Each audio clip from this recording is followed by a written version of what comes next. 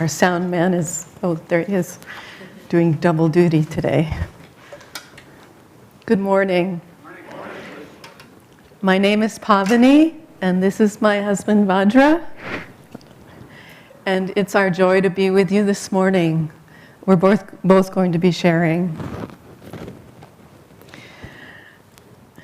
I tried this joke out on Vajra last night, and he said, it's all about the timing. So we'll see if I can do it. There was a zealous Christian who was trying to convert a Hindu. And that's funny. Yeah. Keep doing that. And so he said, he was becoming exasperated, and he said, "You have to be born again." And the Hindu said, "But I am born again." And again, and again, and again. That was the timing.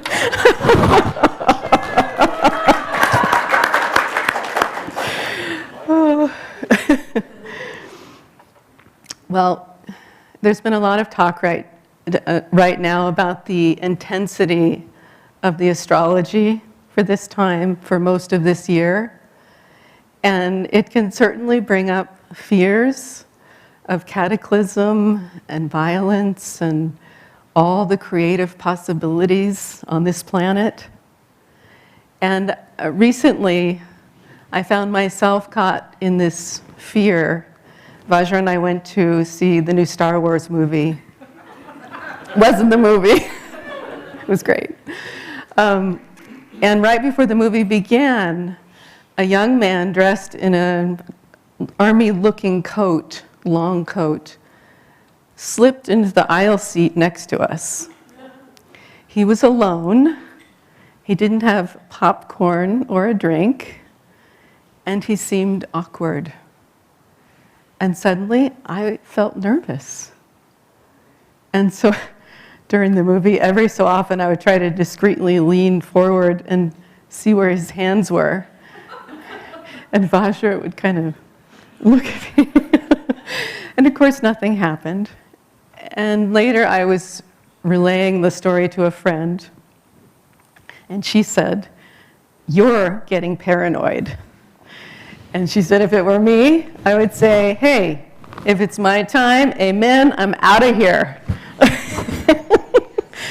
And I thought, she's right. She's right. I had become caught in the consciousness of fear because I had been focusing too much on recent world events.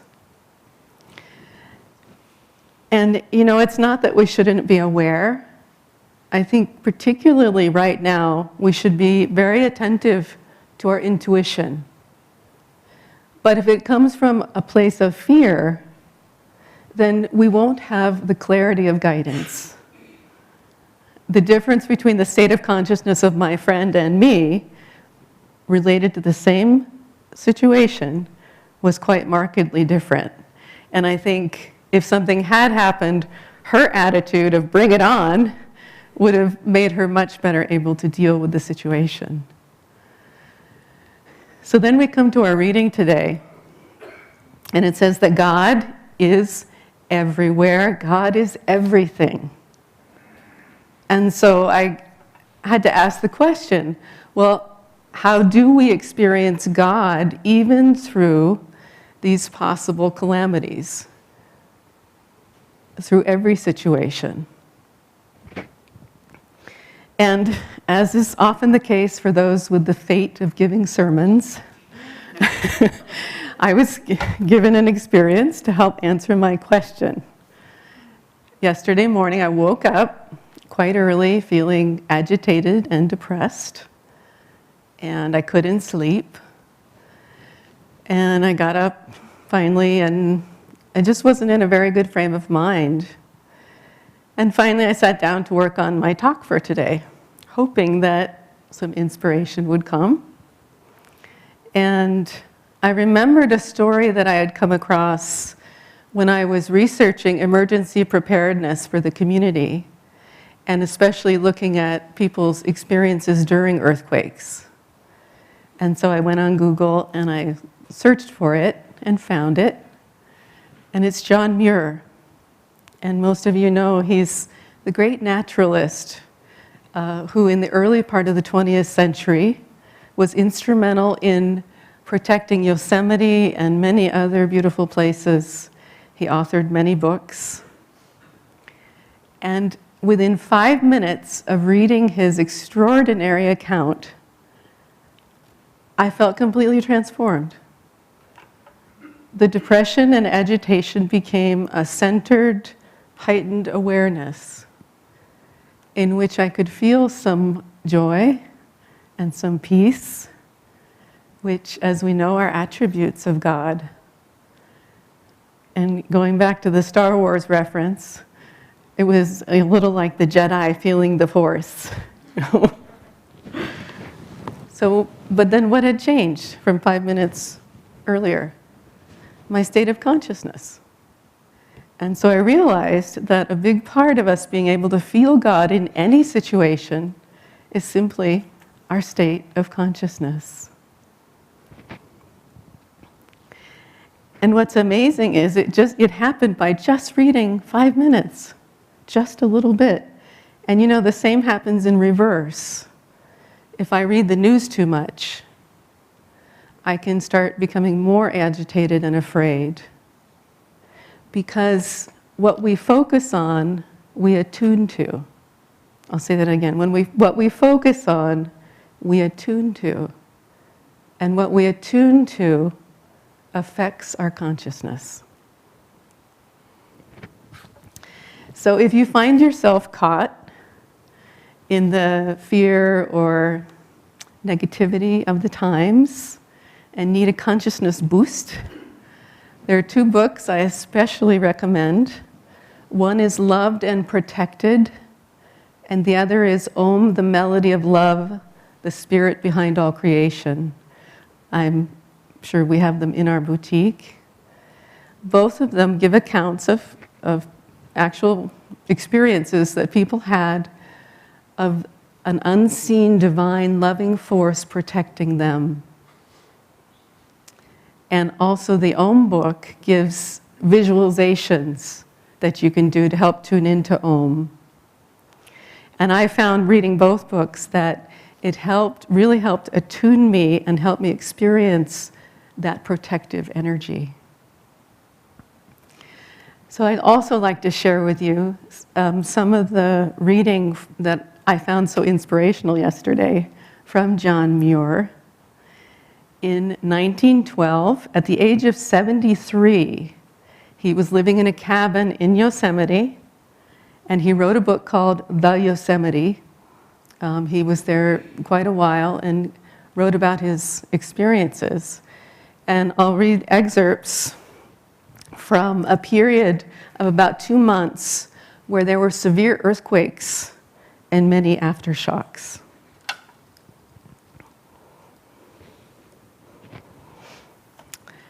At 2:30 of a moonlit morning in March, I was awakened by a tremendous earthquake, and though I had never before enjoyed a storm of this sort,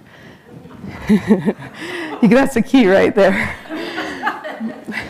The strange, thrilling motion could not be mistaken, and I ran out of my cabin, both glad and frightened, shouting, "A noble earthquake! A noble earthquake!" feeling sure I was going to learn something. The shocks were so violent and varied and succeeded one another so closely that I had to balance myself carefully in walking, as if on the deck of a ship among waves. And it seemed impossible that the high cliffs of the valley could escape being shattered. For a minute or two, the shocks became more and more violent, flashing horizontal thrusts mixed with a few twists and battering, explosive, upheaving jolts, as if nature were wrecking her Yosemite temple and getting ready to build a still better one. And then later, to an anxious fellow resident, residents, he said, "Come, cheer up, smile a little and clap your hands, now that kind Mother Earth is trotting us on her knee to amuse us and make us good." But the well-meant joke seemed irreverent and utterly failed, as if only prayerful terror could rightly belong to the wild beauty-making business. In vain, I rallied them on their fears, calling attention to the strength of the granite walls of our valley home, the very best and solidest masonry in the world, and saying that in case they sometime would have to, and saying that in any case, they sometime would have to die, and so grand a burial was not to be slighted. But they were too seriously panic-stricken to get comfort from anything I could say. And then at the end of the account, he writes, "Nature, usually so deliberate in her operations, then created, as we have seen, a new set of features, simply by giving the mountains a shake. Rough places were made smooth, and smooth places rough. By what at first sight seemed pure confounded confusion and ruin, the landscapes were enriched, for gradually every talus was covered with groves and gardens. All nature's wildness tells the same story. The shocks and outbursts of earthquakes, volcanoes, geysers, roaring, thundering waves and floods, the silent uprush of sap in plants, storms of every sort, each and all are the orderly, beauty-making love beats of nature's heart." God bless.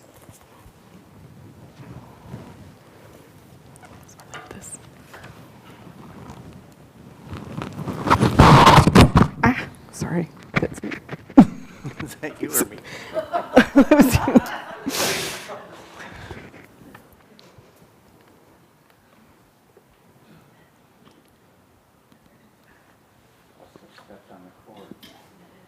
You all right back there?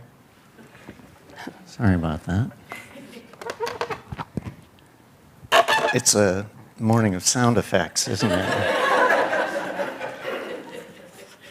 Well.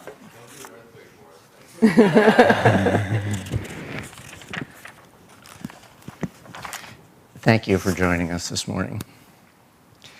And are you ready for a round of spiritual Jeopardy? Well, ready or not, here it comes. I'll take science and religion for 50.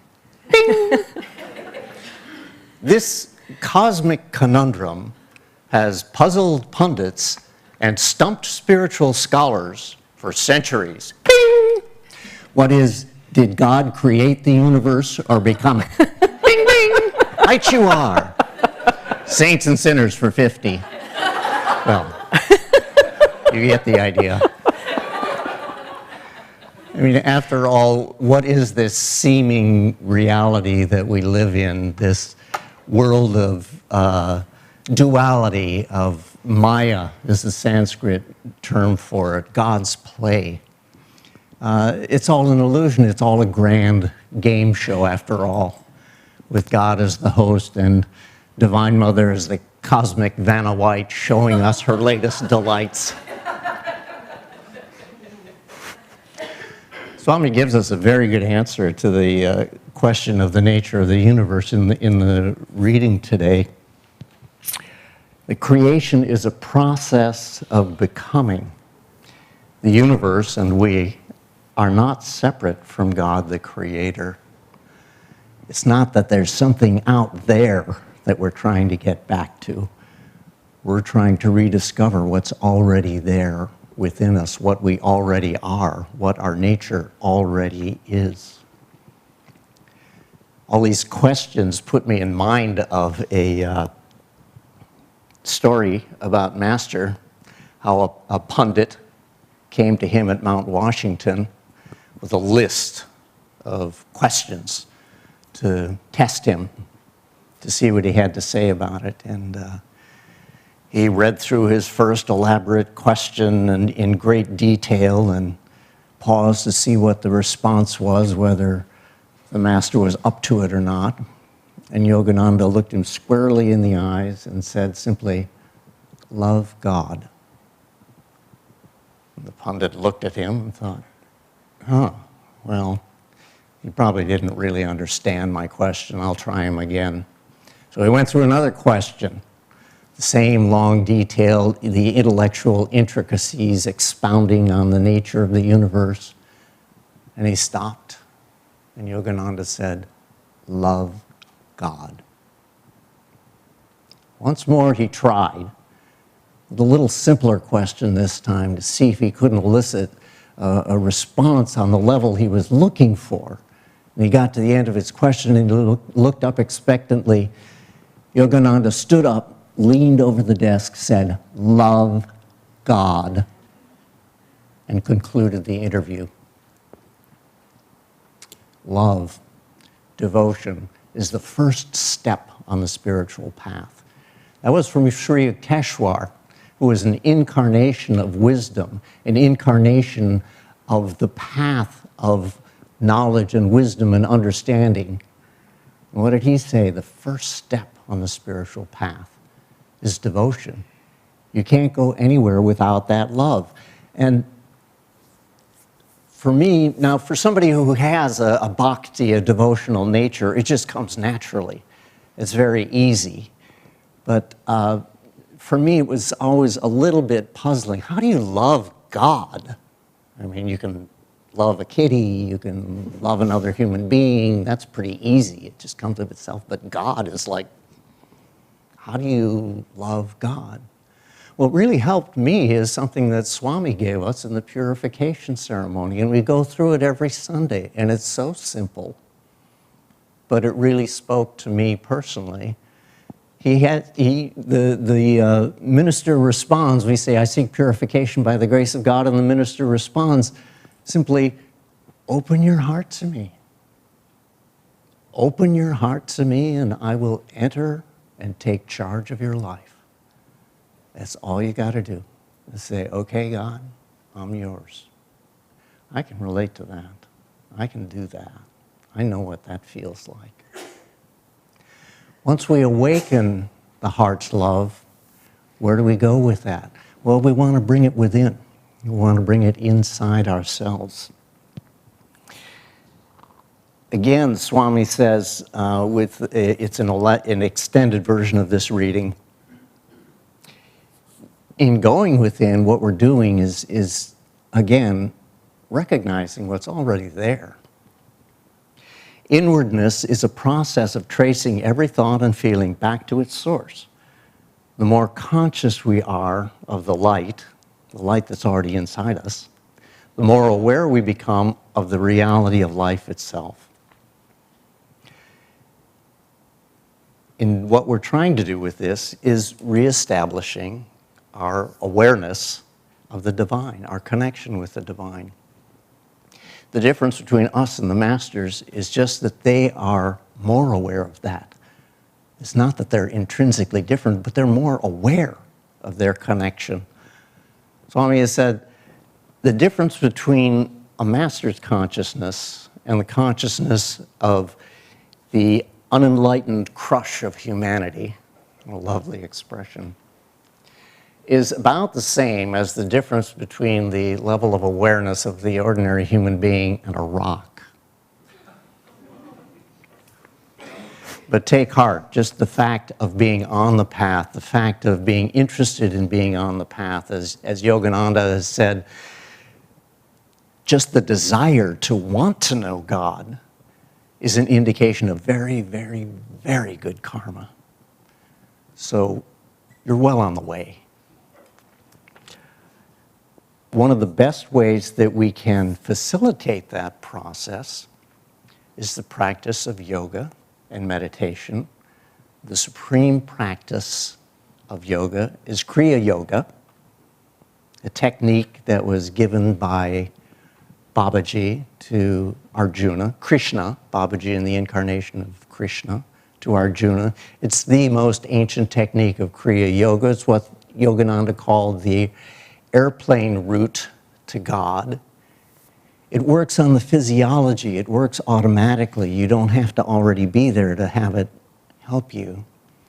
It works to neutralize the thwarting cross currents of ego, all the little distractions. When we practice Kriya Yoga, it reinforces the power, the energy that goes around the spine, that power that accompanies the state of divine inspiration, the state of divine realization. So the practice of Kriya Yoga is the quickest, easiest, fastest way to get there.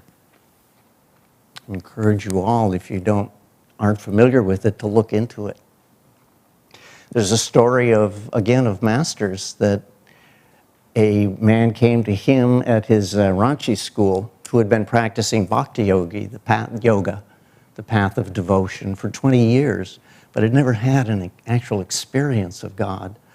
And Master offered to teach him Kriya Yoga, and the man was a little concerned that it might be somehow in conflict with his path. And he said, no, don't worry about that. It's as though you were in a room and you're trying to find your way out of that room. And you're looking at the floor, you're looking at the walls, you're looking at the ceiling and not able to find a way out. The practice of Kriya Yoga will just show you the door. Well, the man accepted Kriya Yoga initiation, and within a matter of a week, he had his first experience of divine realization. Finally, we want to take the blessings that we receive in our practices as we begin to feel God's presence and share them with others. Service, giving of yourself. There are a few things that take you out of the realm of self-absorption and being caught up in your own difficulties and challenges and problems as serving. The act of service. Being a blessing for others, being a channel of that light, you reap the blessings. You are the one who really gets the most out of it. That's the experience that people have with the choir up here, channeling this music. That's the experience that you have when you volunteer your services at a work day, when you give of yourself to others, to helping others, to supporting others. You become a channel, the ego goes down, and the blessings flow through you. Tithing is a part of that. Sharing the energy, giving of yourself. You want to be rich? Put yourself in the flow of divine prosperity. That's what the process of tithing is. It's putting yourself in the flow of divine prosperity. I mean, think about it. Do you want to be like that shrinking number of people who seem to be controlling an increasing part of the world's wealth? Is that something to aspire to?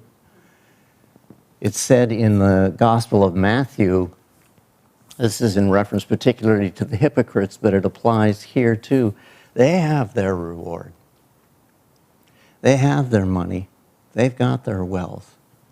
But you know what? No matter how much they accumulate, no matter how much they have, in the end, they still can't take it with them.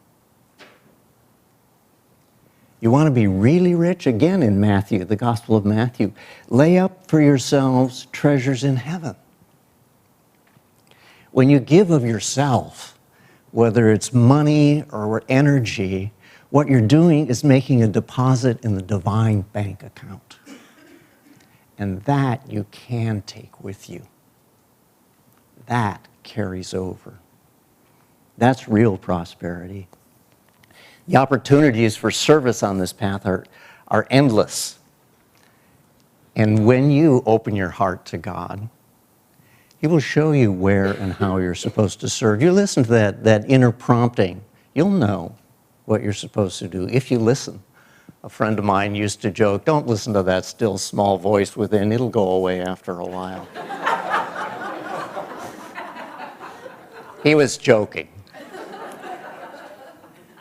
When you listen, you'll know. And if you're not sure, Swami gave excellent advice when he was asked, how do you know if something is your dharma or not? And he brought it right down to earth. He said, well, if you see something that needs to be done, and you're the next person in line, that's a pretty good indication that it's your dharma.